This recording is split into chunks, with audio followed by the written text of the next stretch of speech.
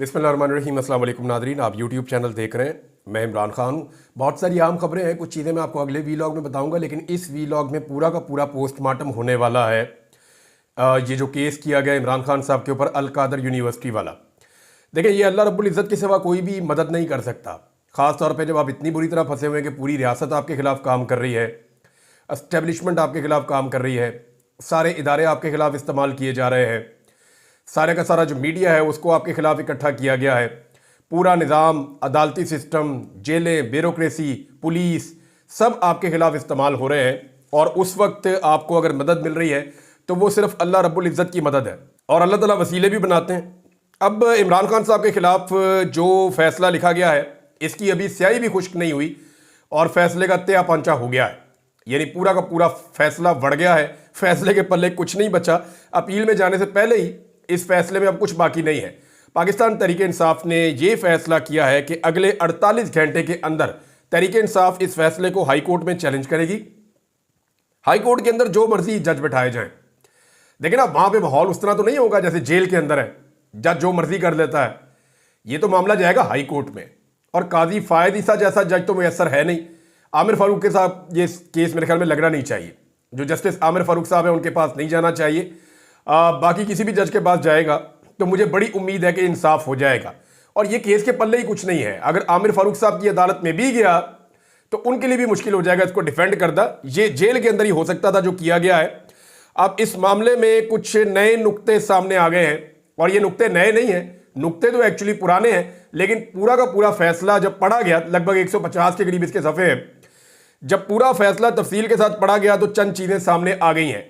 एक तो नाज़रीन, मैंने आपसे कहा था कि ज़रा आप गौर करें कि इस फैसले की जो तहरीर है, उसका जो तर्ज तहरीर है वो दो तरह का है, वो एक तरह का नहीं है। ऐसा लगता है कि दो अलग अलग लोगों ने वो फैसला लिखा है। यानी पहले आप वो सुने, मैंने आपको क्या कहा था 2 दिन पहले जब ये फैसला आया था, वो ज़रा चंद जुमले आप सुन ले, फिर आपको पता चलेगा कि मैंने वो बात क्यों की थी। फैसला लिखा गया है ना, इसकी जो तहरीर है वो दो तरह की है। ये एक आदमी का लिखा हुआ फैसला नहीं है।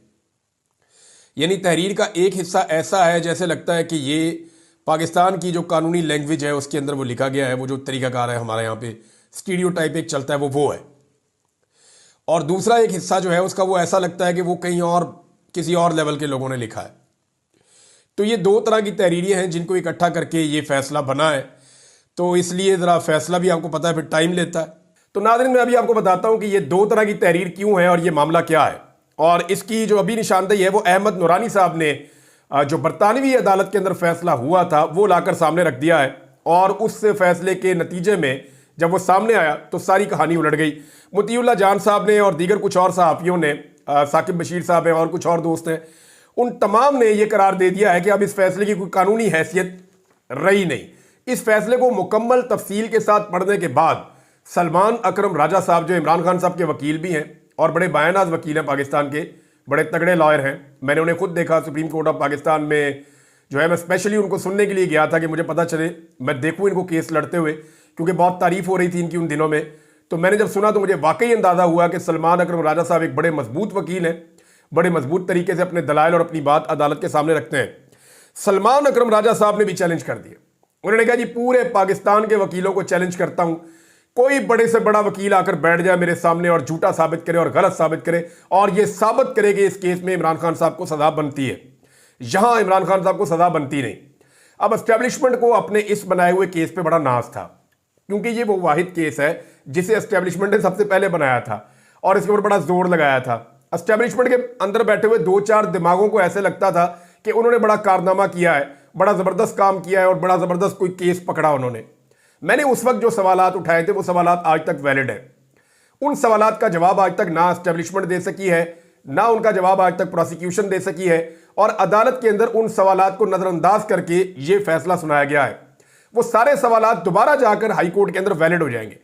अब हुआ यह है कि कुछ चीज़ों की निशानदेही जो अब हुई है ये इससे पहले भी सामने आ चुकी है। 24 नवंबर 2023 को बड़े मायनाज जर्नलिस्ट हैं सुहेल रशीद साहब, इन्होंने और मरियम नवाज साहिबा ने और कुछ और लोगों ने, मैंने भी देखा, इन्होंने भी इसको रिपोर्ट किया था उस दौर में जब कादी फायद ईसा साहब इस फैसले के साथ जुड़े हुए थे, इस मामले के साथ जुड़े हुए थे। और कादी फायद ईसा साहब ने जो 2 नंबरी की आज वो एक मरतबा फिर बेनकाब हो गई।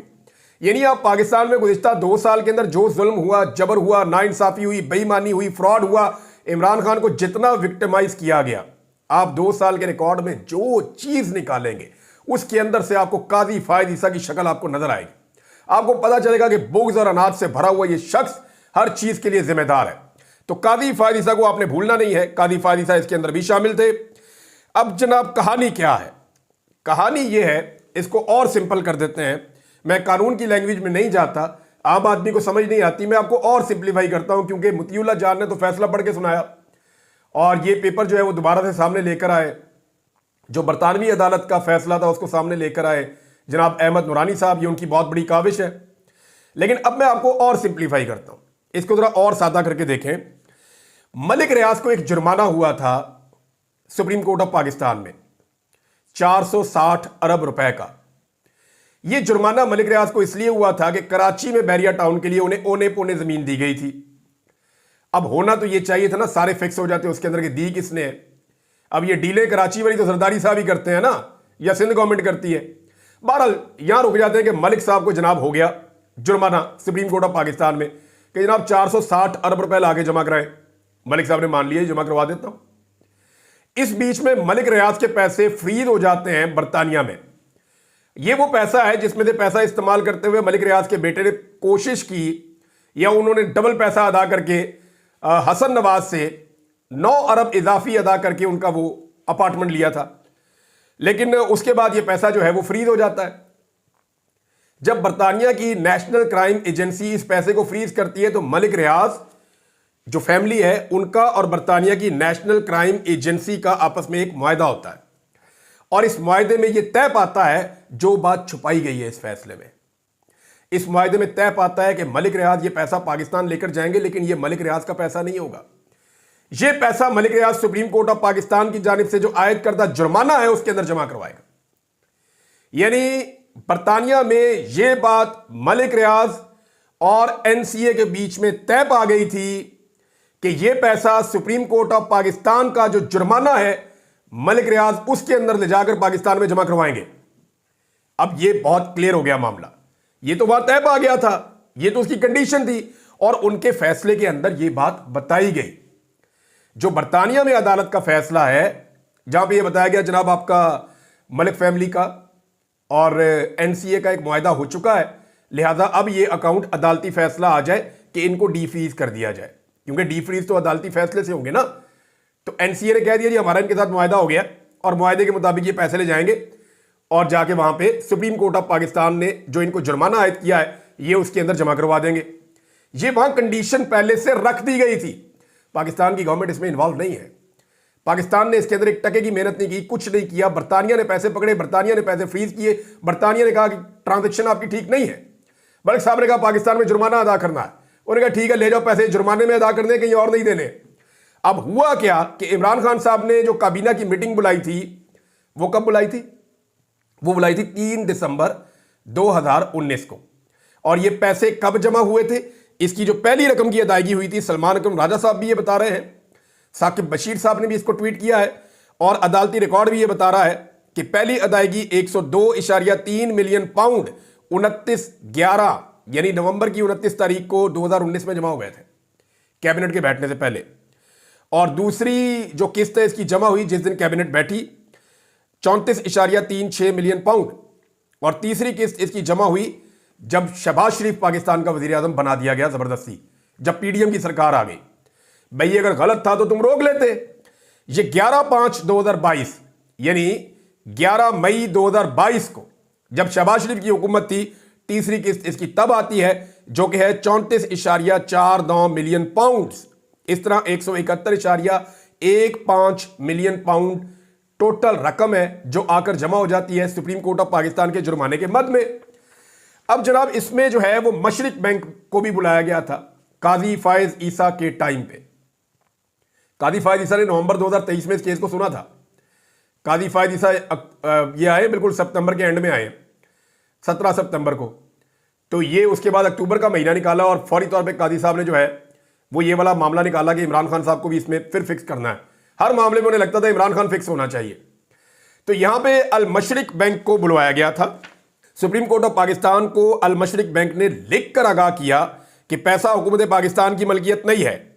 यह बरतानवी अदालत ने डी फ्रीज करने का हुक्म दिया है और कादी फायद ईसा ने जानबूझकर अल मशरिक बैंक का तस्करा किया, उनसे रिकॉर्ड मंगवाया, लेकिन उसके अंदर उनका तस्करा नहीं किया। रिकॉर्ड मंगवा लिया, लेकिन रिकॉर्ड मंगवाने के बावजूद इसको रिकॉर्ड का हिस्सा नहीं बनाया, इसका तस्करा नहीं किया। बहरहाल अब ये सारी चीजें रिकॉर्ड के ऊपर मौजूद हैं और ये सारी चीजें मुसीबत बन जाएंगी आने वाले वक्त में इस केस को डिफेंड करने वाली नैब और उनकी प्रोसिक्यूशन टीम के लिए। तो अब जो मैंने आपको क्लिप बताया था, जहां मैंने आपको कहा कि दो तरह की तहरीरें हैं, तो वो दो तरह की तहरीरें क्यों हैं? इनमें कुछ चीजें कॉपी पेस्ट की गई हैं बरतानवी फैसले की। यानी बरतानवी फैसला भी तो एक लंबा फैसला है ना। उस फैसले के अंदर से वो पैराग्राफ या वो जुमले निकाले गए जो इमरान खान को सजा देने के लिए दरकार थे, और वो पैराग्राफ और वो जुमले हज़फ कर दिए गए जिनसे इमरान खान साहब सजा से बच सकते थे। मिसाल के तौर पे जो बरतानवी फैसला है उसके अंदर बरतानवी फैसले में ये बताया गया कि पैसा पाकिस्तान मुंतकिल होगा, लेकिन ये नहीं बताया गया कि सुप्रीम कोर्ट के जुर्माने में ही अदा किया जाएगा। यानी ये दोनों चीजें उसमें लिखी थी ना। एक ये लिखी थी कि पैसा पाकिस्तान जाएगा, डी फ्रीज कर दो अकाउंट, लेकिन दूसरी चीज ये लिखी थी कि डी फ्रीज कर दो अकाउंट, पैसा पाकिस्तान जरूर जाएगा लेकिन जाएगा सुप्रीम कोर्ट के जुर्माने में। अब ये बरतानवी अदालत का फैसला था, लेकिन इसके बारे में कुछ भी नहीं लिखा गया, यानी इसको हज़फ कर लिया गया। तो इस तरह ये दो तरह की तहरीरें बनती हैं।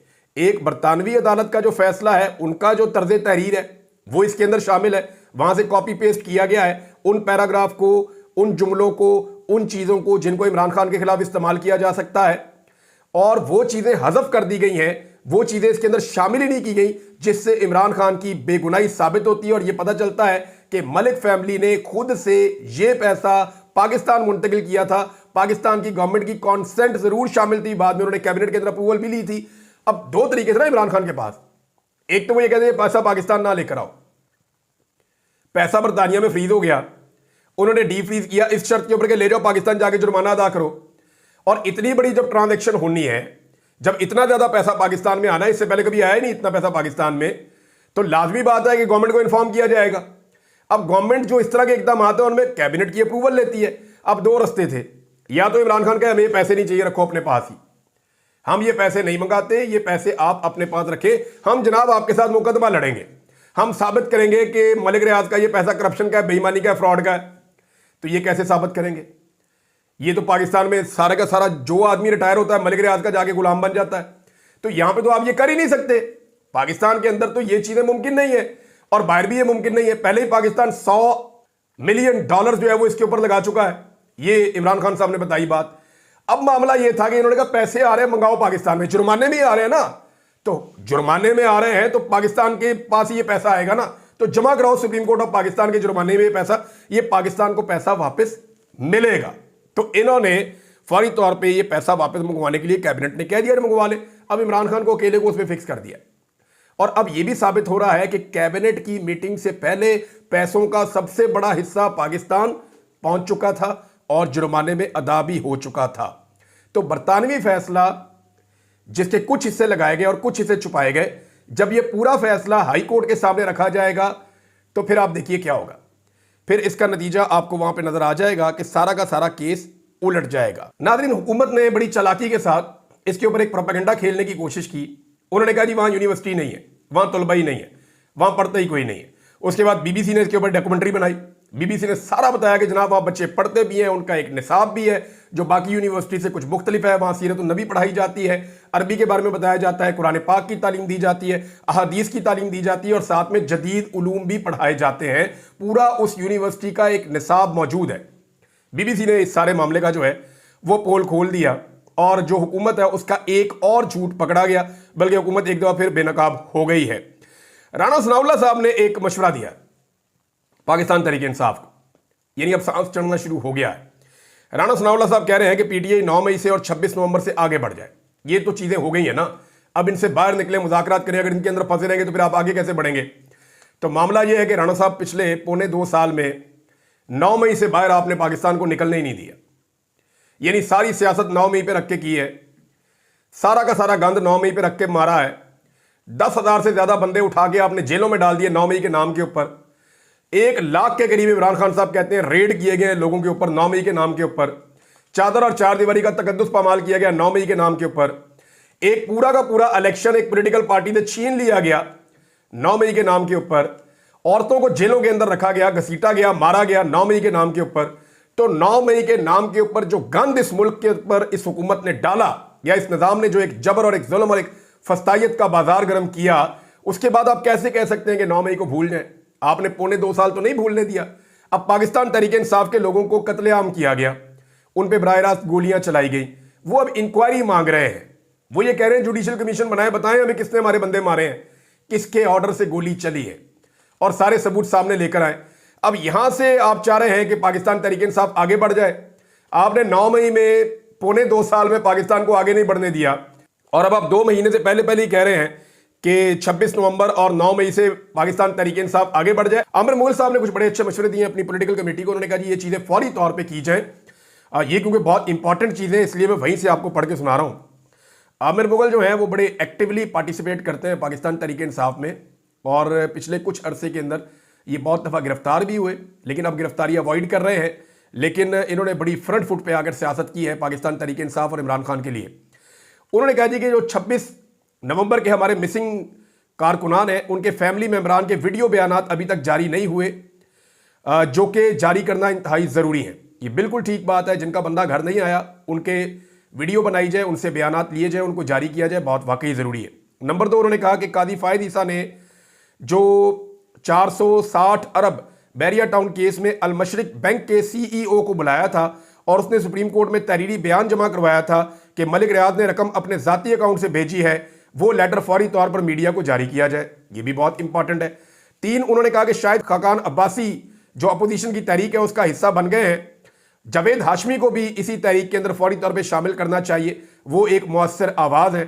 साथ ही उन्होंने चौथा मशवरा ये दिया कि इसमें तहरीक लब्बैक पाकिस्तान को और जमात इस्लामी को भी लाजमी दावत देनी चाहिए, और अगर वो इसमें शामिल हो तो ठीक है, अगर वो इसमें शामिल ना हो तो अवाम के सामने खुद जवाबदेह होंगे। ये बात जो है उन्होंने की है। एक नाज़रीन और अफसोसनाक खबर है, वो ये है कि अल्लामा राजा नासिर अब्बास साहब से उनकी सिक्योरिटी वापस ले ली गई है। अब आप समझते हैं इस लेवल के जो उलमा इकराम है, चाहे उनका ताल्लुक किसी भी मकतबा फ़िक्र से हो, वो लोग वल्नरेबल होते हैं। अल्लामा राजा नासिर अब्बास साहब एक सेनेटर भी हैं, और वो हसास मौज़ूआत के ऊपर बात करते रहते हैं। तो ये रियासत की जिम्मेदारी होती है कि ऐसे लोगों को तहफ़्फ़ुज़ फराहम किया जाए और उनकी जान बचाने का बंदोबस्त किया जाए।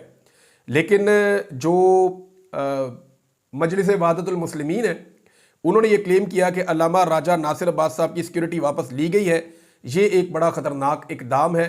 मेरे ख्याल में इसको फौरी तौर पे हुकूमत को होश के नाखून लेने चाहिए, और ये दबाव डालने के लिए अगर एक हथकंडे के तौर पे इस्तेमाल किया गया है तो ये हथकंडा इस्तेमाल नहीं करना चाहिए। आप किसी की जान से ऐसे नहीं खेल सकते, और इन चीज़ों के नतायज होते हैं फिर जो पाकिस्तान को भुगतने पड़ते हैं। ज़रूरी नहीं है कि सारे लोग आपकी पॉलिसी के मुताबिक चलें, ज़रूरी नहीं है कि सारे लोग आपसे इत्तफाक करें।